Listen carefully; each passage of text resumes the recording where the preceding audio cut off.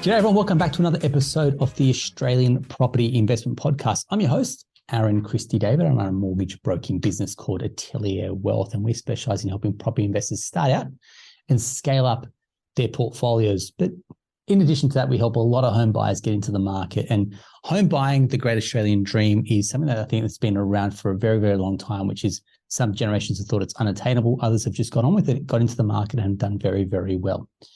As part of our podcast, what we like to do is bring in what I call best in breed. And today's guest epitomizes that and more. I'm going to say he's almost going to be blushing. But if you have picked up a copy of the AFR, if you are any way, shape or form reading about what's going on in the property market, you would have heard his name. Martin North, welcome to the show. Great to have you on here. Thank you very much, and great to catch up with you. And, I share your interest in property, and people sometimes say, oh, you're a property bear. No, I'm not. I'm a property realist, right? Yes. But it's really, really important that when people are actually thinking about property, whether they're buying, whether they're selling, whether they're investing, they actually make the decisions on the right bases. And that's what I'm all about. So sharing information, sharing ideas, but I'm certainly not anti-property.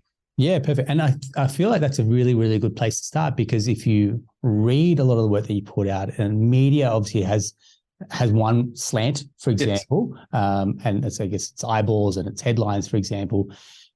You could almost be pitched as a bit of a property bear if people don't go deeper. And I feel like deeper being the layers and the levels of content that you put out. And you see digital finance analytics is I'm going to say, would you pitch yourself as a research house, or how would you describe what you say? Yeah, I mean, it's interesting because there is primary research underpinning all that I do. Right? Yeah. So we survey households and we survey businesses continually. So we have a 0.5% sample in our database, and we sample every week, and we actually understand both qualitative and quantitatively what people are doing. But once I've actually got the data, I also do a lot of modeling and analytics. And then I also provide information to a number of individuals and corporates on what's going on. Yeah. And I also do a lot of media stuff as well, and education, and trying to help people make better decisions. So it's sort of a bit of an ecosystem, but it does start and end with the data. And what I get frustrated about is all of this averaging. Property prices in Sydney dropped by, 5% in the last quarter, or whatever it is, right? Yeah. No. What you want to understand is that some property prices went up, some went sideways, some went down. And so you've got to actually go granular. And so I keep coming back to this fundamental point that averages mask. You have to go into significant detail to really understand. And if you're thinking of buying a property, averages are meaningless. You need to look at the particular property and look at the characteristics of the property and understand what's going on. So we try to get granular, and then we try to actually think about what are the varying cross currents that are actually influencing where property prices may be going, whether the returns are good, bad, whatever, right? But it's all about trying to actually move away from these averaging. The story of property prices always double religiously every 7 years, right? Or quadruple or whatever, go up 10 times, whatever. The point is, if you buy the right property, then you can make great returns.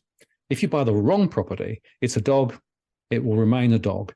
The question is, what makes a property a dog versus, a star? And there are some fundamentally different characteristics. And that's what I try to get into, using data to help inform. Perfect. So if you take that data, and you're right, there is a third dimension, which is the actual property and the asset that you're buying. So because I feel like numbers and averages and stats are 2D, you can look at the numbers and it's very static, and it's almost very rear view. And especially to get to an average, it's like, here's what's done in the past. So how do you then kind of bring that third dimension into it, which is, well, here's the differentiation between a property that's going to do well, and here's a property that may perform or has performed badly. And the dog and star analogy is a great one as well.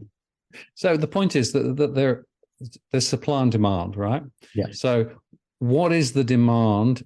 And you could go into a particular area, and what types of people are looking to buy? What types of property are they interested in? What are the characteristics of those people? So, for example, are they affluent, they're affluent, are they going to need a mortgage? Are they not going to need a mortgage? How many of them are there? And what's driving them to look? So if you think back through post-COVID, we had a lot of people suddenly saying, oh, regional Australia looks really good because, it's further away from the city. I can do what I want. Yeah. Broadband's better. So there's suddenly a big surge in demand, right? So that's part of it. Another element, of course, is credit availability, because one of the critical things people need to understand is that credit availability is by far the most critical driver of what happens to home prices. Yeah. So why are home prices falling at the moment? The reason is that credit availability is tougher, right? Partly because interest rates have risen. So your borrowing power is reduced. If you look at the worst case scenario, it could be down 30%. That's right. So that means you just can't reach for what you could reach for previously. So that's another element in that there might be somebody who wants to buy but can't buy because they can't get the credit. Then, of course, there's the supply side. So what property is around? Is it good quality property? Is it facing the right direction? Does it have the right context in terms of, the local communities? Or is it really a bit of a dog in terms of it, it's poorly constructed? Are there defects with it? One of the things I find quite often is that people don't actually do enough due diligence when they think about a property, right?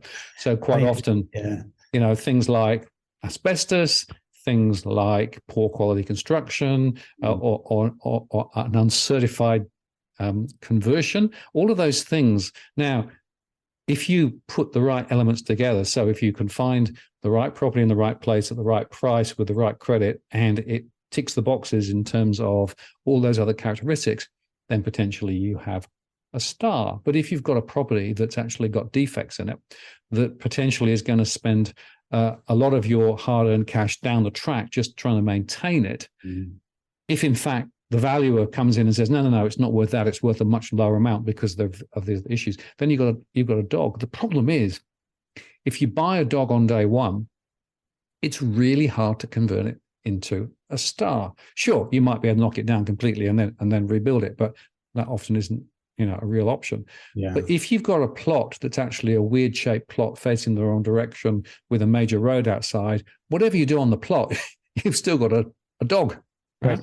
So the point is, you've got to go granular and you've got to understand the characteristics of individual properties, where they are, how they behave, which means doing a lot more research than a lot of people do. I'm really surprised, and whether you've seen this, but quite often people who do more research when they buy a new refrigerator, they go online and sort of compare and contrast relative to buying a property which is worth many times what a new refrigerator is. I'm afraid that people maybe they're too trusting of real estate agents, or maybe they don't do the transactions frequently enough to really understand the architecture of the questions you need to ask. But quite often what you find is that people end up with making bad decisions, over-influenced by what the real estate agent said quite often, and actually also caught up with the emotion of it. That's exactly rather than actually going through the logical, methodical process.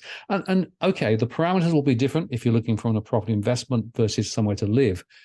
But on both sides of that fence, there are critical questions that you've got to be asking. Excellent. And I think you just touched on it there, which is the emotional side of it, which is it's tangible. For example, it's I can see myself living in here. There's issues that maybe come up in due diligence, but we can work around that.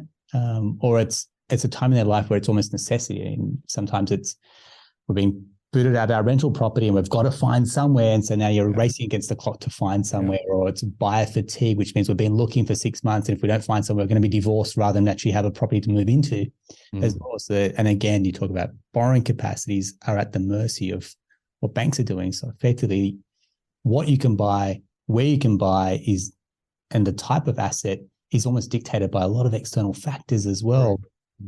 Yeah, perfect. You've touched on the research part, and it's almost like this is this gold algorithm that you want. It sounds like you've built. So take me through the analytics, for example, when you're talking about, so here's the variables that are going to kind of produce dog v star, for example. How is that research come about? Obviously, years of experience and knowledge and insights have gone into building this. Can you take me through a little bit about how you put this methodology together? Sure. Yeah. Okay. Well, hopefully you can see that. This is actually my research universe, right? Yeah. And so the cornerstone of it is the consumer surveys. So essentially what we're doing here is we survey households on a very regular basis. Okay. 52,000 households through the year, 1,000 a week, right? And we ask a lot of quite searching questions about both their financial intentions. Are they looking to buy, sell? Also their broader financial footprint. It's all run by a separate research company that does all the phone calls. I don't do the phone calls myself, but I receive that data on a weekly basis. And I pull information from various other sources too, because I've got other things like my focus groups and information from APRA and, the ABS and everything else, and also public statements from the banks. But it all goes into what I call my core market model. That's the sort of the bit in the middle here. And then that feeds out into my mortgage industry reports and the stuff I do online. But it's a rolling household. That's the critical element, right? And if you sort of think about it, we can slice and dice the data lots of different ways. So we look at it in terms of different types of households, different locations, and we have something which we call our segmentation. This is effectively looking at different types of households, from young, from growing, from suburban, exclusive. Yeah. So you get a bit of a feel of different types. Also, not everybody is a property active household. So there are some that are actually renting as well. So we include those in the modeling.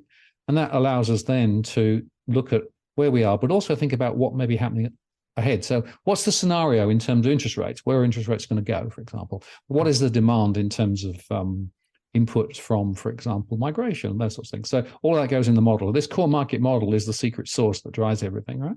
Okay. And just to give you a bit of a sense, we take the mortgage stress data, which is how many households are struggling to pay their mortgage, the price trajectory, the history of the property market in the particular area, the buying and selling intentions, how many people in our surveys are looking to buy or to sell or not, the migration data, which is a very importantly broader economic data. All of that goes into the core market model.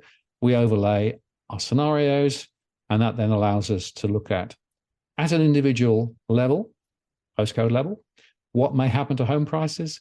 And that then leads us into the story of, okay, so once you've got that data, what you can then do is you can start analyzing and really getting into detail of what's going on. And I thought what it might be quite fun to do would be to look at a real example of some of the output here. Because, because this is effectively what you see at the end of the result. Now, it's a bit complicated. Don't panic. It's quite straightforward, really. I actually looked at Shell Cove, Shell Harbour, right? So postcode 2529, which is a local example to us both. Now, this is based on the December data, which is, so the model was run at the end of the year. And so we start with how many households there are actually living in this particular area and how many are owning outright. 34% own outright, 40% are borrowing. That's a high number. So we've got a lot of mortgage holders. And we've also got some renting, around 25% who are renting, right? So that's the first thing we see. And then we can actually look at those who are actually struggling. So one of the measures is mortgage stress. That's a cash flow measure, money in, money out. How are households coping? Are they actually taking more money out of their accounts each week than they're actually putting in? And if that's the case, they're in stress. If they've got a mortgage, they're in mortgage stress. And half of households in this postcode are currently in mortgage stress. That's more than 2,000, right? And there's a little bit of rental stress as well and a little bit of investor stress. So we take that data and then we can run some scenarios based on where we think interest rates and other things may go. We have three scenarios: the best, the base, and the worst scenario. The best case would say mortgage rates will stay roughly where they are because the RBA isn't going to lift much more above 3.1. The base case is now mortgage rates are going to go up because the RBA is going to continue to lift its interest rates for at least another couple of times. Worst case is rates could go a lot higher.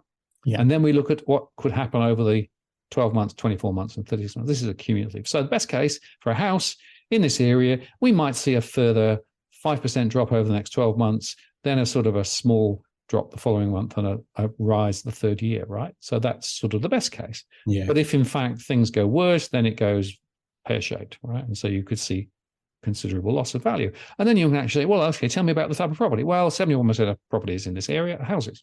That's based off the census. Some units. And then we can look at the vacant rate. So 4.7% were vacant in census last year, what the gross investment yields and net investment yields are like. And here it's interesting that whilst the gross investment yields are around 3.4%, once you take costs of the mortgage into account, most people aren't making anything at all in terms of cash flow in terms of this area. So net investment yields, I think, is a better measure. And then we look at things like their taxable income. This is based on the census data. And so we can say, okay, let's look at disposable income. Typical household in this particular postcode would have a disposable monthly income around $6,000 a month. And on average, again, got to be careful about averages, but 42% or $2,000 extra are actually going on paying the mortgage, or 38% of net disposable monthly income are paying the rent. So you can begin to see that you can build up a profile of a particular area. And then, of course, you can compare that with other postcodes and you can see different characteristics. So what I'm trying to get at here is to understand the degree of pressure that households have with regard to their cash flows, because that's going to determine a lot of, and if you've got more stress, then it tends to put downward pressure on prices.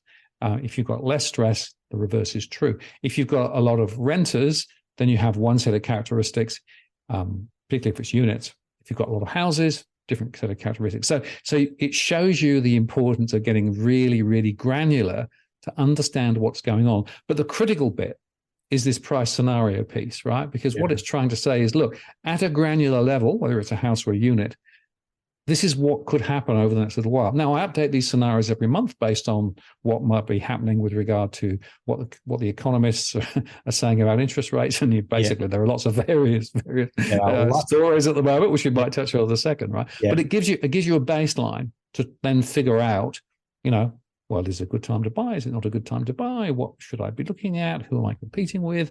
All of those things. Perfect. So when you take that methodology, one of the big things that comes out is mortgage stress. Yep. And that's something that you've obviously had a lot of media commentary about, because for the time that I've been broking, and that's 6.5 years running our business, I've heard a lot, and especially when you've been quoting the AFR around mortgage stress, the impact of rates, for example. Arrears rates then kind of pops up, and I can only look at our client base and go, we'll have very, very low arrears rate. This country, you tend to pay your mortgage first, taxes, absolutely. The rest. And I guess you're at the coalface with this data, and the numbers say one thing, but household activity and actual impact, how do you find that matches? Does the data actually? Yeah. No, it's a very good question, but let's just look at the definition of mortgage stress, right? So I have a very clear definition, and it's not default, right? Stress and default isn't the same, right? So there are many different definitions out there of what mortgage stress might be. Some say, well, if it's more than 30% of income or taxable income. Some others use underwriting metrics like Roy Morgan, for example. They tend to look at some of the banking underwriting metrics. But I define it in cash flow terms. Basically what I say, so households have more outgoings, so excluding one-off discretion. If more money is going out, they got a problem, because what it means is they've got to make choices about what they spend their money on, and they can't spend on everything, which means they're going to actually have to hunker down somewhere. If they've got a mortgage, I say they're mortgage stressed, because by definition, they prioritize X over Y, right? Investors, they'll have cash flow pressures, but potentially could be stressed investors. And I also aggregate it so I can look at it at a higher level. But I express it as a percentage of households, but also the count, because large numbers of people with cash flow issues become an issue. So my definition of stress is I've got to make hard decisions about what I do with my money. So maybe they're not earning as much as they were. And of course, real incomes have dropped. If you go back to 2011-12 and track since then, real incomes after inflation have dropped for most people. So they're actually quite often earning less. On the other hand, we know that inflation is raging. So 7.8% was the large inflation number. So we know that people's cash flow is actually getting adverse. Right. And in fact, data from the ABS out today looking at living expenses also are even higher, up above 9%. So we know that people are actually struggling with balancing all of those outgoings. And then you've got the interest rate rise. People on variable rates are being hit. People with fixed rates will be hit at some point down the track. Now, I look at it holistically. So I say, okay, households who are in stress have a cash flow problem. The question then is, what do they do about it? Because, of course, as you said, they prioritize paying the mortgage or the rent almost above everything else. Right. But in doing so, they might borrow more on credit cards, or get a buy now, pay later loan, or a payday loan, or do something else, or, But ultimately, this pressure is insidious, because if incomes aren't rising in real terms, over time, this can create a problem. So then what I do is I then model off the back of that some default ratios based on what I've seen historically, and typically a few percentage of those in mortgage stress will ultimately default. Yeah. Okay. So I'm not seeing default rates particularly high at the moment, although they are rising. And I do expect default rates to rise a little more ahead, because there are more people now in mortgage stress. And in fact, if you look at the mortgage stress data, which we can do, I've actually got the data here to show what's going on. Let me just show you this. So this is actually the December data. So I measure rental stress. So rental stress is now at 60 of households in rent have cash flow problems. That's a very significant number. That's almost, nearly 2 million households who are renting have difficulties, right? But rental stress is a problem. Mortgage stress, also a problem. 45.8% of households, that's more than 1.7 million households with a mortgage, are having difficulty with their cash flows, right? And by the way, just for completeness, it's worth highlighting that the RBA says household debt ratios are still very, very high. We've got some of the highest household debt ratios in the world, right? So there's a set of pressures. Now, the question is, how do those pressures play out over time? Will the banks give people more leeway? Will people be able to get more income? Can they get an extra job, et cetera, et cetera? Or will they ultimately get to the point where they're unable to make all of these things work, at which point they might decide to sell? But what they do is they tend to sell before the bank comes knocking on the door or before they actually miss a payment, because people are very concerned about not missing those payments. And of course, we have full recourse in Australia. So even if you decided to hand the keys back, you still owe the loan to the bank. So most people will therefore wrestle with this cash flow. But of course, by definition, if they're wrestling with cash flow, they've got less money to spend. They're going to be less confident. They're going to be less likely to, be a really strong economic dynamo for the economy. Now, there are other people who are not stressed and they're doing fine. And that's part of the problem. So the averaging of those who are stressed and those who aren't might look okay. But I'm interested in the marginal borrower, the one that has significant issues.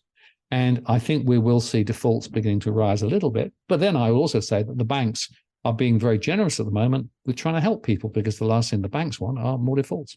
Yeah, correct. And I think you've nailed it, which is, 8 consecutive rate rises.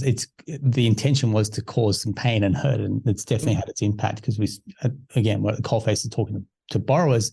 You take a pie chart, there's finite income that's coming when the family's PAYG, expenses have gone up somewhere 30, 40%. Something has got to give. Correct. And I think we're at that tipping point for a lot of families going, but what is going to give? Because I've got this non-negotiable mortgage that has got to come out, and then we've got to live off the rest as well, which is inadvertently putting pressure on households. And let me just say, you're a mortgage broker. You will know this. Yeah. I'm very surprised that a lot of people have not kicked the tires on their current mortgage. And a lot of people are paying a lot more than they should be paying for the mortgage they currently got.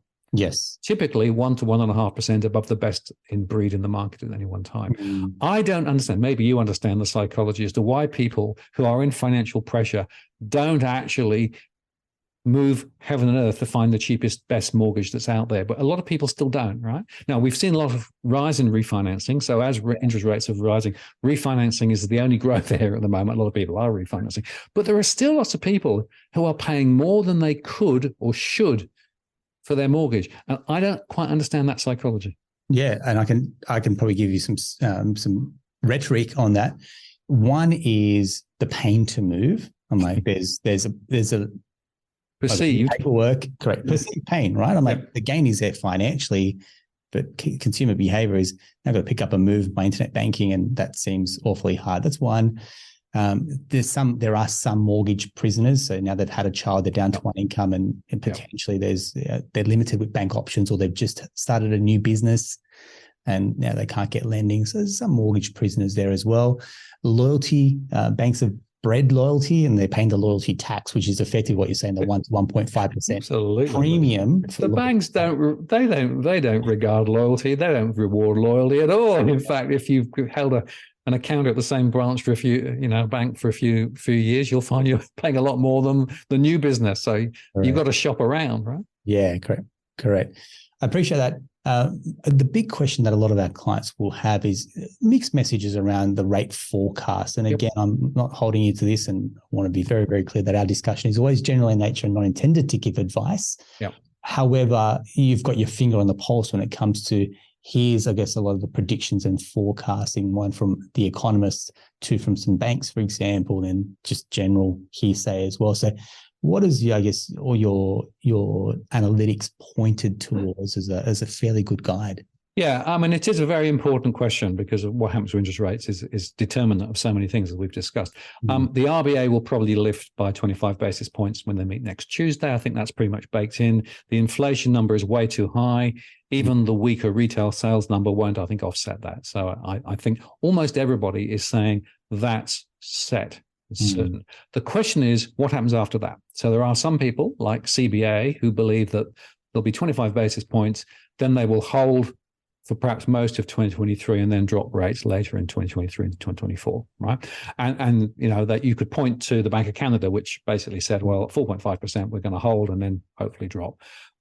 Although they also said we might rise if things get a little bit different. So that's one end of the spectrum. At the other end of the spectrum, there are analysts are saying, no, you can probably expect the cash rate to be above 4% because the inflation is so strong. It's got very much embedded now. And we're seeing services inflation very strong. We're seeing more pressure on gas prices and electricity prices, food prices.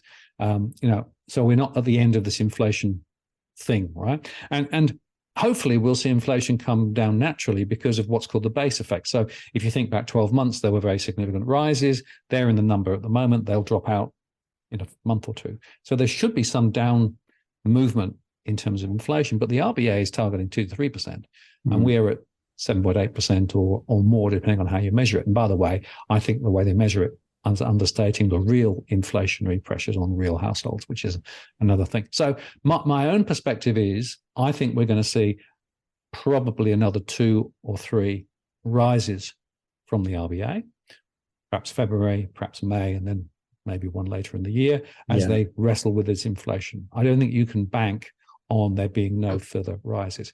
The other external factor is what the Fed does. The Fed is going to meet overnight, and we'll get the information tomorrow, Thursday, as to what is going to happen in the US. If the Fed lifts significantly, that's going to put upward pressure then. And we've got the Bank of Japan meeting, the Bank of England meeting, New Zealand will be meeting a little later as well. That could all lift rates a little more. Why is that important? Because our rates are connected to international rates by the exchange rate. Yeah. And if we don't actually sort of mesh sufficiently, our exchange rate gets murdered. And that's a problem because that can import inflation back into the economy. So essentially, you've got to expect higher rates. The other point, of course, is that there are many people on these fixed rates who haven't yet experienced any of the rises. And a lot of those people are still sitting on 2% mortgages thinking, oh, this is great, doesn't affect me. Well, unfortunately, for many people, I think around June, July of this year, they're going to see their rates go from 2% to 6%, right? Yeah. And that's a big impost, a really big impost. So one of the things I've been saying to people is you've got to assume rates are going to go up and stay up. Therefore, prepare now. So maybe start paying down the mortgage a bit more or put more money aside ready for those rate rises and prepare for that inevitability. And the Reserve Bank is saying something like 15% of households could actually end up in deep doo-doo simply because of these rate rises. Now, the RBA is sensitive to the debt profile and the wealth erosion that's going on at the moment. But they also do say they're not responsible for house prices, and they also say that they've got to deal with inflation. So the number one agenda item for the RBA is killing inflation. The lever they've got to do that, right or wrong, is lifting interest rates, which is why I think the rates are going to go higher from where they are. Yeah, I really appreciate your insight there as well. And I think that is, front of mind for a lot of borrowers, whether you're an existing mortgage holder or whether you come into the market building in cash buffers or being prepared, as opposed to hope and optimism trying to get you through mortgage repayments as well, which I think is very, very pertinent. The next part then, and again, we're not saying the Australian property market is homogenous, but then what it does to the impact of price growth. And I think there's going to be a few winners off the back of that. This is maybe people that have sat on the sidelines trying to get into the market, going, well, softening market helps us maybe buy that property we can afford. But there was one really good video that I watched of yours for first-time buyers, which is borrowing capacity has dropped them far more significantly, probably than property prices have as well. So can you just take us and elaborate on that a little bit as well, Martin? Absolutely. Yeah, I think this is a really important message because I speak to a number of people one-on-one through my conversations, and a lot of first-time buyers were saying, well, this is great because we're seeing property prices begin to ease back. That should make accessibility easier, affordability easier, but it's not. The reason is that at the moment, because of the rate rises and because of the 3% buffer that APRA imposes on the banks, the amount that you can borrow now for a given set of income and expenditures has dropped. And it's actually dropped really dramatically, about 30%. Absolutely. And property prices have slid, you know, the latest from CoreLogic is saying, well, in some places, maybe 12, 13, 14%, Sydney, Melbourne, Brisbane as well, others less so. But that's not enough to catch up with the with the gap effectively in terms of that borrowing power. So borrowing power is way down. The second is that the HEM, the expenditure measures matrix, is driven by costs of things. And the cost of things are going up. As we said, inflation is very high. So the HEM, which is the ratio that the banks use when they actually think about how much people can borrow, again, are going down. So as well as the interest rate problem, we've got the borrowing power problem related to HEM. So net, housing affordability for a lot of those first-time buyers is going way backwards. And that's a real problem. So I was talking to someone the other day who's like, I'm really frustrated. You know, I've saved my 20%. I was ready to, you know, try and just about get in the market. And now prices are running down, but affordability is running further away. What do? Do I just sit and wait and hope that sort of it catches up? Maybe waiting is actually not a bad strategy at the moment because prices will probably continue to slide. I think personally that the borrowing power is the leading indicator of what may happen to home prices. So with the borrowing power released a little bit, that could actually turn things around. And maybe APRA will actually move from 3% to 2%. That could give a little bit of breath. But that's the real problem. So a lot of people are being priced out even more than a year ago. No, thanks very much. Yeah, didn't want to interrupt your train of thought, but effectively the market is how much can I borrow to offer for this property? And if it's a level playing field, everyone's borrowing capacities have been impacted. So the only levers really as a household is can you get more income or save more money as opposed to trying to... Or are they a little bit less truthful about their state of play? And look, the fact is we know that some people are actually, go all around the houses to try and actually get themselves into a property with a big mortgage. The problem I've got is a lot of people did that last year when interest rates were really low and when in fact, everyone was thinking, well, this will be fine because the governor said, the RBA said, no rate rises till 2024, but rate rises have come. The thing that I was talking about for the last few years is you can't assume that property prices are always going to grow very significantly and interest rates are going to slide very significantly. At some point, the worm will turn. Well, unfortunately, the worm has turned, and a lot of people who are in the market are now caught because of their high commitments, because the mortgage rates are going up. A lot of new first-time buyers are trying to get in and finding it hard.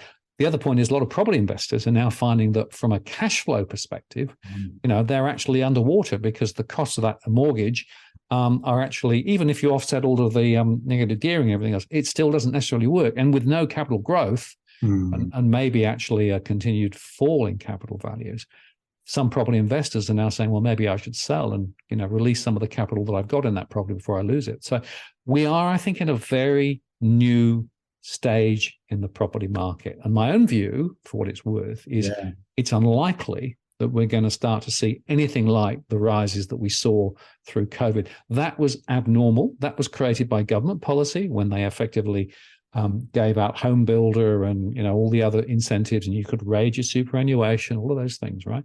And the RBA took cash rate down to 0.1%, way too low. They should never have taken it that low. And so there was this massive sort of spike in momentum in property, artificially created. And by the way, not just here in Australia, but in many other Western countries now, they're all beginning to unwind. So property prices are sliding in the US, they're sliding in areas of the UK. Same problem, borrowing power is being released. So I think we should be taking a 3 to 5 year view here. Now, I'm not saying don't necessarily buy property, but buy property carefully. Buy property with the expectation, if you are buying for owner occupation, you might lose some capital over the next little while. So some of that 20% deposit that you've saved, you might see that go in a paper loss because the value might drop. However, if you're thinking a 3 to 5 year view, that may not be too much of a problem because ultimately it'll pick up again. We will see property prices begin to move up again. There is still migration. There is still the potential for interest rates to come down a little. But I cannot believe that we're going to see another 20, 30 or 41% rise, I think it was in Brisbane, as we got through COVID. That was stupid, artificial, government created. And by the way, it was bad policy and it's bad for pretty much everybody in the country. I really appreciate that. Yeah, and I think that type of honesty, straight shooting is when we talk about what happens in the media, I feel parts that get plucked out and then spot on and showcased. And that's probably why people then have that interpretation or perception of what you're putting out to the market going, but Martin North said, I'm like, I know what he said, but there's got to be like ... There's got to be more to this sentence than what actually we got quoted. Look, I always say multiple scenarios, right? I showed you earlier on. There are 3 scenarios, right? There's a scenario that says property prices will go sideways a bit and begin to rise, right? Yeah. There's also a scenario that says property prices could fall quite a bit, not dramatically, but enough to be awkward. And there's also a nightmare scenario where property prices could drop dramatically. If we get a recession here in Australia and we get a recession in other countries. Problem is the media tend to just pick up it's going to be all terrible, worst case up. No, I'm a bit more sophisticated than that because I'm saying nobody can predict precisely how this is going to play out. There are too many variables. There are too many elements pulling in different directions. We've got what the Fed will do. We've got the Ukraine situation. We've got fuel prices. We've got wage. So the thing to understand is there are different scenarios. Now, what I say to people is when you're thinking about a property transaction, run for yourself the counterfactuals. What happens if rates do rise by 3%? How will you cope? What happens if you lose your job? How will you cope? It's important that you've actually thought through that rather than just saying, well, the RBA says no rate rises, so I can absolutely leverage myself to the max, and hopefully in 5 years' time, my income will be up a bit higher. And now the problem is people tend to be too optimistic. So all I'm saying is arm yourself with the best analysis and tools that you can to make better decisions. And sometimes not buying is actually a better decision than buying in a time of uncertainty. Yeah, that's real sage advice, Martin. Thank you very much. I really appreciate your candor and your openness around this. And I feel like we're probably going to have to get you back on because as this market evolves, as the RBA, a lot of economists are trying to call that what they say is the soft landing, but is that code word for something else? Or are we actually truly getting towards either a spending recession or an economic recession? Like which one is it going to be and how does this look like? And I feel like nobody knows. Nobody knows at the moment. It is impossible to predict precisely how this is going to play out, which is why you've got to play scenario A, B, and C and just think about how it plays out. Right. But you cannot bank on the government rescuing the property sector and interest rates coming down to 0.1% and property prices booming another 20, 30%. Ain't going to happen. Yeah. Thanks very much. And it's very much the message that we're advocating for, which is that was such a unique period in property in our history going. No one could have seen a pandemic happen. No one could have predicted where property prices were going to go. And then having such historic low rates, we are coming back into some type of normality as well. Yeah. I think it's great. Martin, I want to say thank you so much. You've been super generous with your time and your knowledge and your insights. And if you are a keen numbers buff and you want to check out the analytics that go in and behind Martin's rhetoric, I'll include details to their website. You can check out the research, check out the methodology, and also some of the reports that they're putting out very, very consistently because you've got a lot of good content that's coming out, not just kind of narrow around the property market, it's broadly around macroeconomics and what's going on in a global sense. All connected. How that fits and connects to us as well at a local level. So speaking of local, I look forward to bumping you in and around the area as well, Martin. Thank you very much for your time. Really appreciate it. And I look forward to getting back on at some point in the future. Great to talk with you and see you soon. See you soon. Thanks very much. That's a wrap for another episode of the Australian Property Investment Podcast. I normally say if you found that helpful, but I know in this situation you will have found that helpful. So feel free if you've got some burning questions that you'd love to have answered or some other thoughts that are lingering for yourself, please feel free to reach out to us for a chat as well. And until next time, take care.